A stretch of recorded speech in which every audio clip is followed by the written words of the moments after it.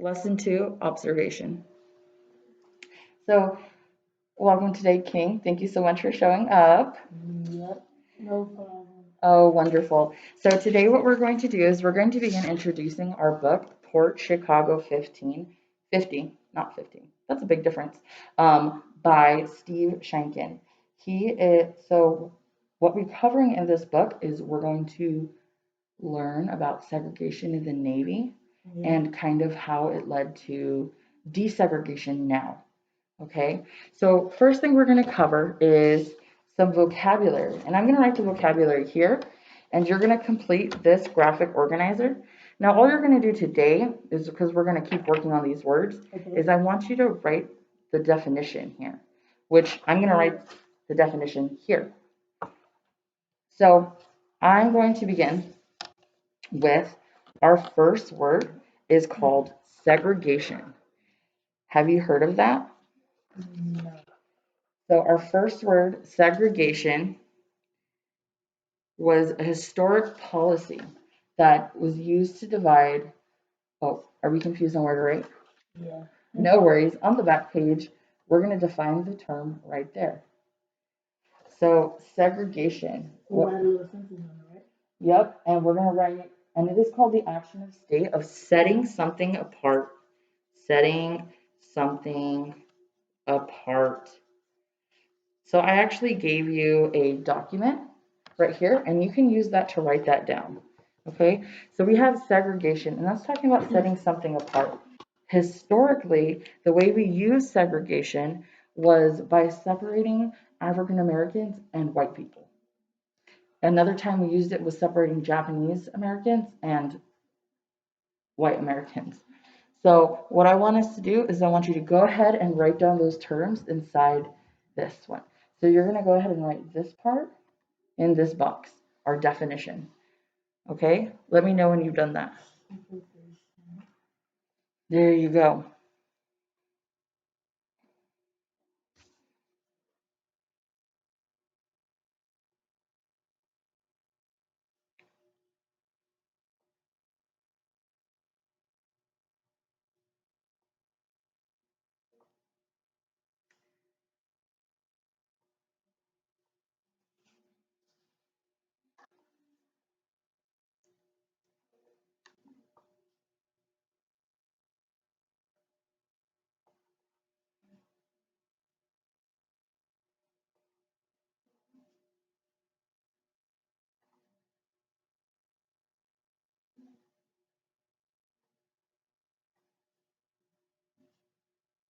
There you go. Great job. Okay. And our next word is devotion. So what we're doing is we're going to write the summary of our definition, kind of um, how we understand the word loyalty to something. Okay, so for our next word, we're going to write a summary of what the definition is to us so that we understand. So the next word is devotion. That is devotion to a cause or somebody or a person, right? So that is love or loyalty. So usually we feel loyalty to our family, right? In this case, we're going to learn about the devotion to equality. So these men, they were segregated into a class of sailors that were not able to do everything normal sailors did. They were low level workers. That's unfair. So they had a devotion to the cause. So in the next word, we're going to put love, loyalty to something. That's in that next box right there. Love and loyalty to something.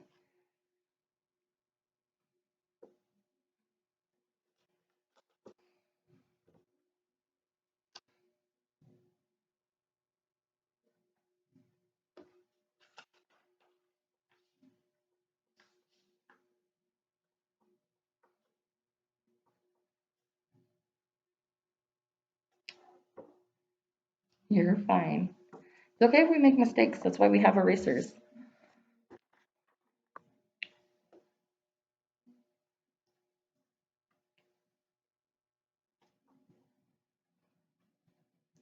Oh, that's it. Okay.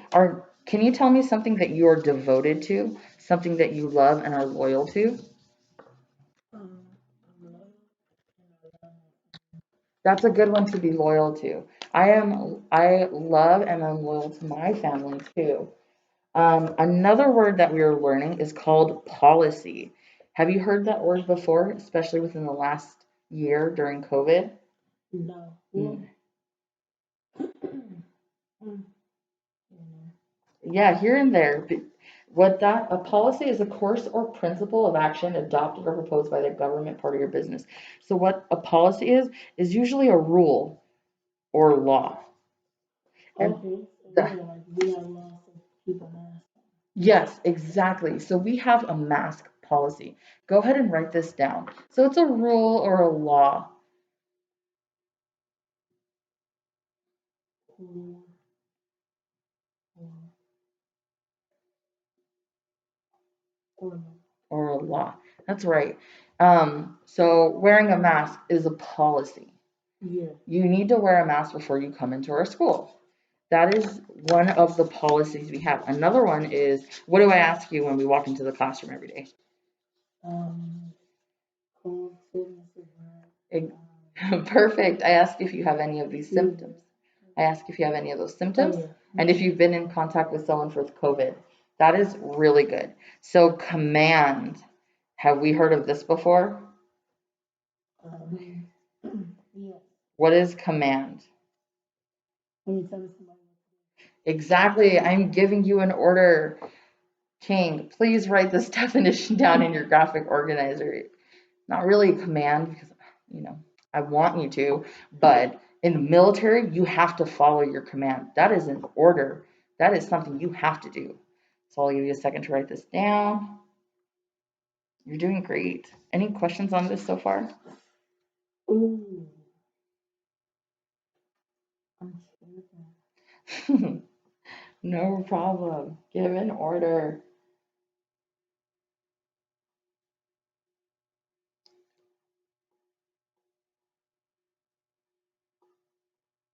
Okay, our next word, ammunition. So, have you heard of the word ammunition before? Yes, Yes. Ammunition. I heard of it before. Yes. Yes, ma'am. Where did have you heard it? Um, movies. There you go. What about video games? Yep. Video games, you hear it a lot. That's shells. I need to write it nicer. I need to write it cleaner. Shells. Yes, we hear ammunition actually a lot. Ammunition, it is the supply of bullets or shells. So, you know, when we play Call of Duty and then there's like an extra box of ammunition Hmm. and you pick that up and then all of a sudden you're restocked. Yep. That is one of our words, ammunition. Go ahead and write that down. And it is a supply of bullets or shells.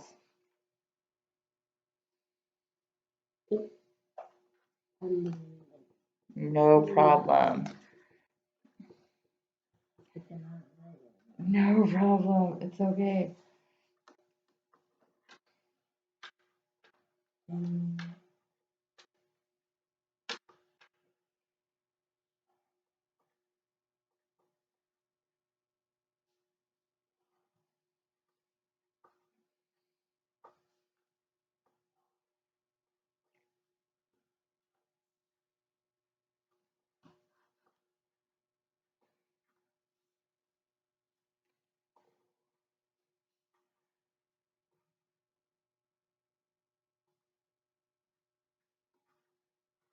Okay. Perfect job. I'm really proud of you. You're staying on top of it today. Our next word is called ingrain. Have you heard of this word before? um, Ingrain. It is to fix or establish some a habit, belief, or attitude. Belief. I spelled belief wrong. I before E. Belief or attitude in a person. Person. Person. I spelled my R's weird. I know that's something I need to work on. So ingrain. So in the next box, please begin to write the definition. Ingraining is firmly fixing or establishing a habit, belief, or attitude in a person. I'll give you a moment to write this.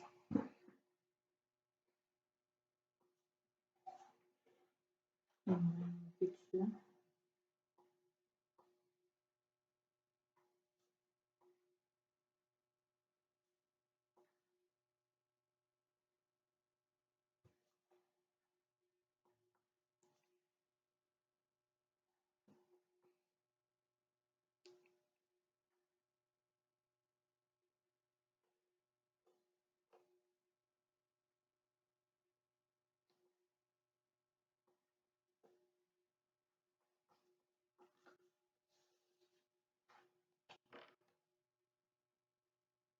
Awesome. This one, belief. Belief. Belief. I think I left my little dot over my eye, so it was a little confusing.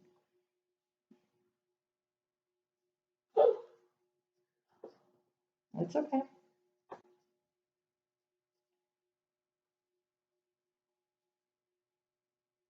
Attitude. Attitude.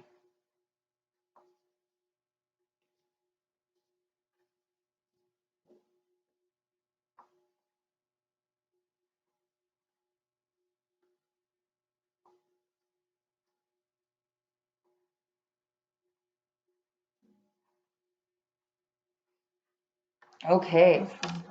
Our next word that we're going to cover is mutual. Have you heard of that word before? Mutual? I have Yes. So mutual it's means like perfect. Kind of where it's we're doing it at the same time. I want you to make sure that you are with me. I want to make sure that you're understanding everything. So mutual is feeling or action felt by two or more parties towards each other. So for instance, um, when we are doing this type of lesson, we're excited. We're both excited to learn the topic, right? I'm excited to teach you and you're excited to learn. So I'll give you a second to write this down in the next box down there. So it is um, feeling or action felt by two or more parties. And then we will have one last word after that. citizen.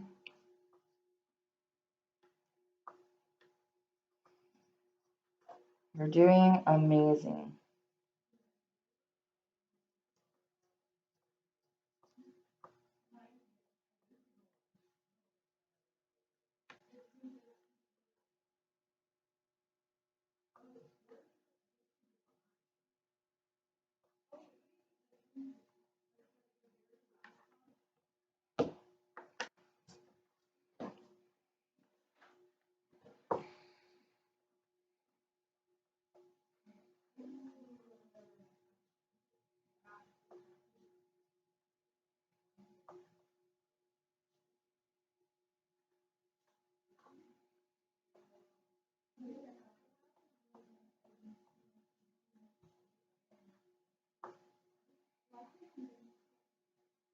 Perfect job. Last word that we're going to cover right now in today's vocabulary is incendiary. Have you heard that word before? Incendiary. So one of the words incendiary is about fire. It is a device or attack designed to cause a fire. We fire gas or fireworks. Yeah. Fireworks is another one. What about cherry bombs? It's the little things you throw on the floor and they spark. Oh. Yep, those are called incendiary devices. I'll give you one more moment to write this all down in the define box. You're doing amazing. Keep going, King.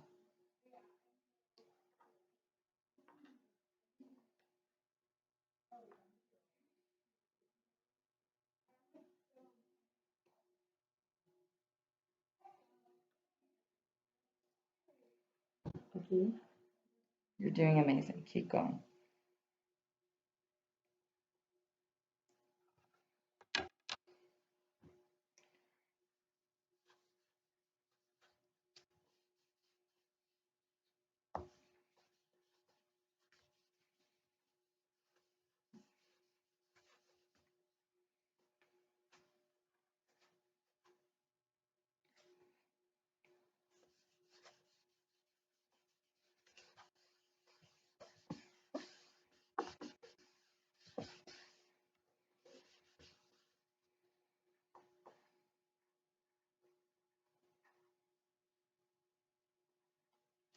fires.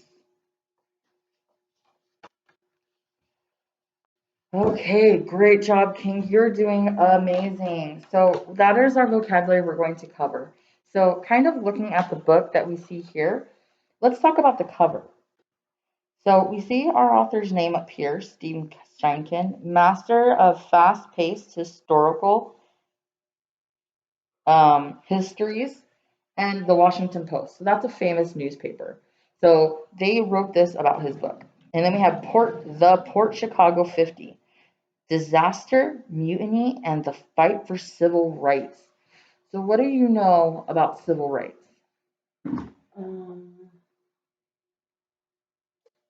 Right. It's okay. We don't have to know everything. That's one of the brilliant things of this book. It's going to tell us a lot about our civil rights. Okay, so let's go to the back. So I'm going to read the back and then we'll talk about it for a moment. A dramatic story of prejudice. Do you know what prejudice means?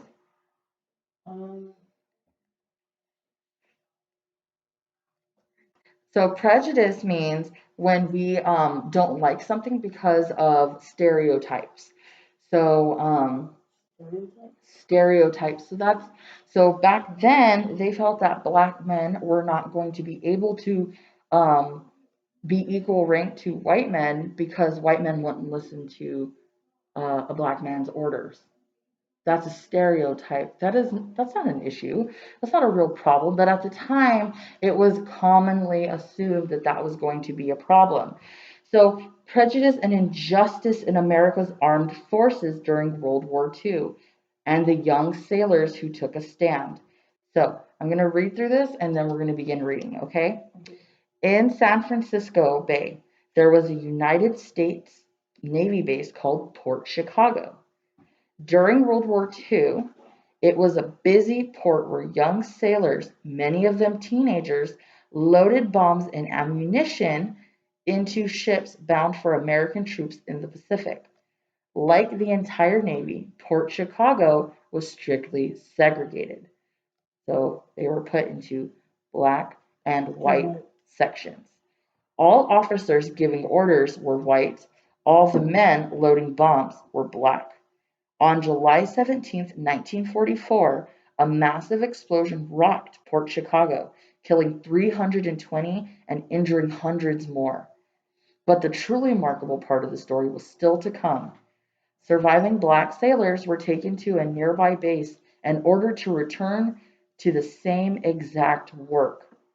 More than 200 of the men refused unless the unsafe and unfair conditions at the docks were addressed. The sailors called it standing up for justice. The Navy called it mutiny and threatened that anyone not immediately returning to work would face the firing squad. The firing squad is where you'll be killed because they were not listening to orders. They were not listening to their command. Most, yes.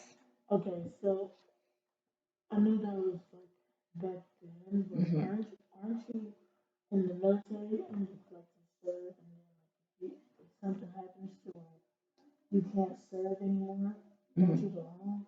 Yes, it's called discharge. Discharge is when you go home.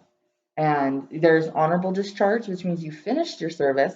There's dishonorable discharge, which means you did something that made them kick you out. And there's medical discharge, which is you are no longer physically able to do the work they need you to do. So they need you to leave. Yeah, but they're forcing them With death. Yeah, with death. With death, exactly. Most of the men agreed to back down. So of the 200, about 50 did not. This is their story. So what we're going to do right now is I'm going to begin reading the first chapter of the book. And here is a whiteboard. And what I want you to do is, as we're reading, jot down some things that kind of stand out to you. Okay? So what we're going to, I'll take that one. We'll switch. This is my book. So what we're going to do is we're going to read the first chapter called The First Hero. It is on page 1. Let me know when you get there. It says the first hero. You are doing amazing. So I'm going to read the first page and then I want us to kind of talk about it, okay? Okay. So, first hero. He was gathering dirty laundry when the bombs started falling. It was early on the morning of December 7th, 1941, at the U.S. Naval Base at Pearl Harbor, Hawaii, and Mess Attendant Dory Miller had just gone on duty aboard the battleship USS West Virginia. Okay, so, King, this is just me talking out loud so that we understand. So the day that this is happening is December 7th, 1941, and it is in Hawaii, Pearl Harbor. That's kind of a famous place, right? Yeah. So we're on board the USS West Virginia, and now I'm going to talk about what our person looks like. A 6'3", 225-pound Texan. That's a big guy. Miller was the ship's heavyweight boxing champ, but his everyday duties were something less challenging. As one of the ship's African American mess attendants, he cooked and cleaned for white sailors. Miller was below deck picking up clothes when the first torpedo slammed into the side of the West Virginia. Sirens shrieked and a voice roared over the loudspeaker. Japanese are attacking. All hands, general quarters. What that means is that they're saying, everyone, we need to go on top. It's time to fight. Miller ran to his assigned battle station, an ammunition magazine, and saw it had already been blown apart.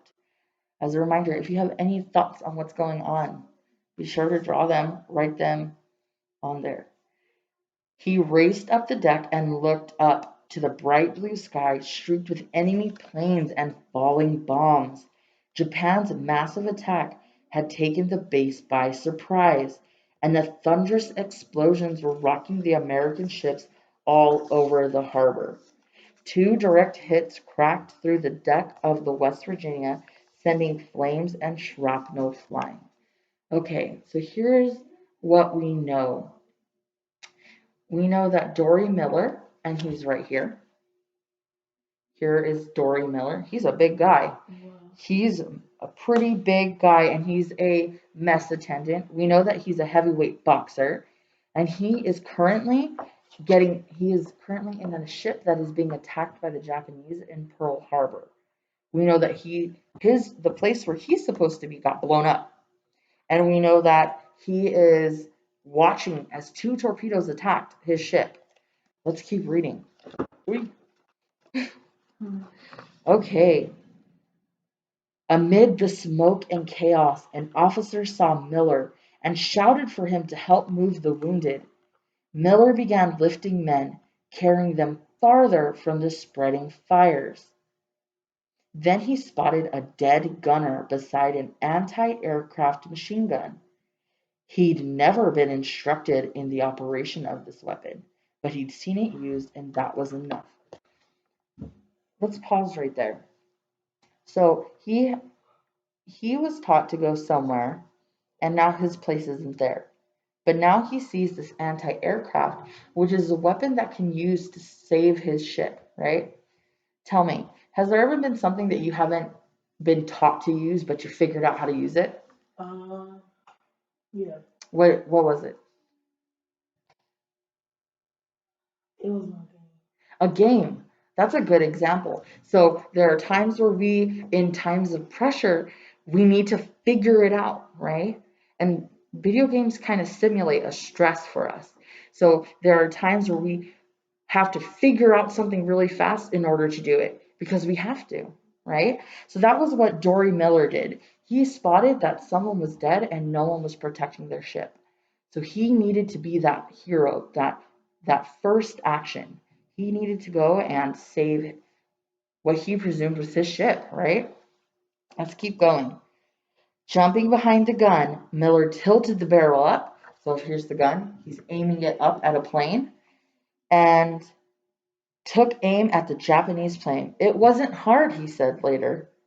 I just pulled the trigger and she worked fine. As Miller blasted away, downing at least one enemy airplane, several more torpedoes blew gaping holes into the side of the West Virginia. The ship listed sharply to the left as it took on water. The captain, who lay dying of a belly wound, ordered, "Abandon ship." Sailors started climbing over the edge of the ship and leaping into the water.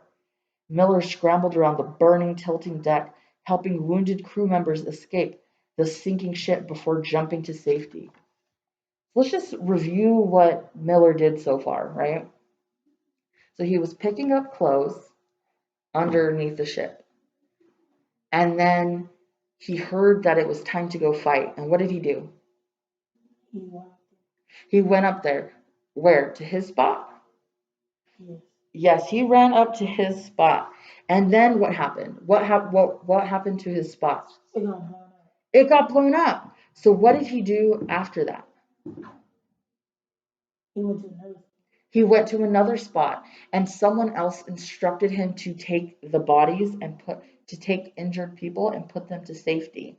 So he did that. And then what is the heroic thing he did?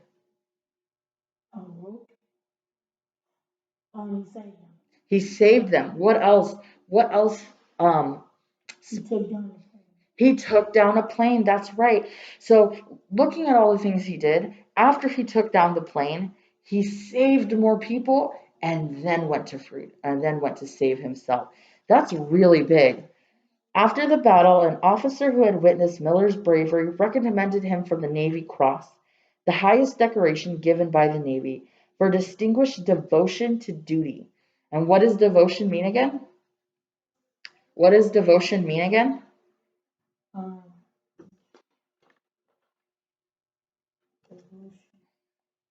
Love to something. So he gave him devotion to duty.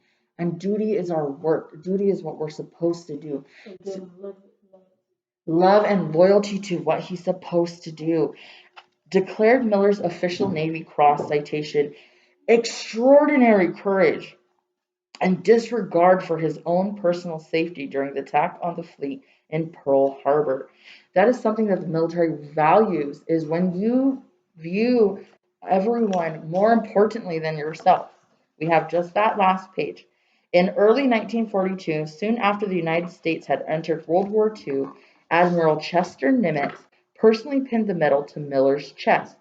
This marks the first time in this conflict that such high tribute has been made in the Pacific Fleet to a member of his race. He was the first one. I am sure the future will see others similarly honored for these brave acts.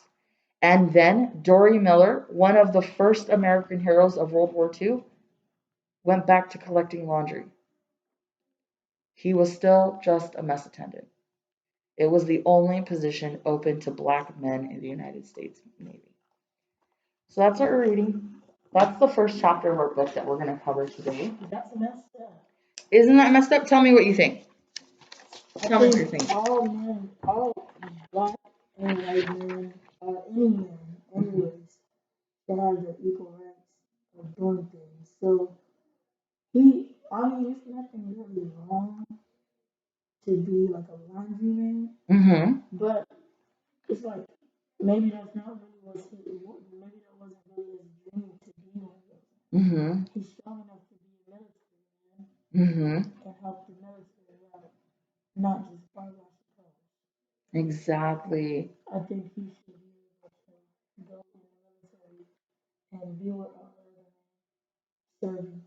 Exactly. I'm really glad you said that. That is one of the things that we're going to cover in the book is the fight for any man of color, Black or Hispanic or Asian, because at that time in World War II, Japanese Americans were put into internment camps. So any Japanese person in America was shoved into a camp because they believed they supported the Japanese side. So what we're going to do right now is we're going to write this reflection. So using 3 new words, I want you to, why do you think we begin this book, A Story of Civil Rights, with Dory Miller's story? So let's talk about that before we write it down. So Dory Miller was the first Black man to get a Navy Cross, the highest honor the Navy can give. The first one ever, right? He was? He was Dory Miller, the man that we just saw the picture. So what I want you to do is I want you to just begin writing this, and then if you have any questions, just let me know, okay? Oh, here's a pencil. Thank you. Oh.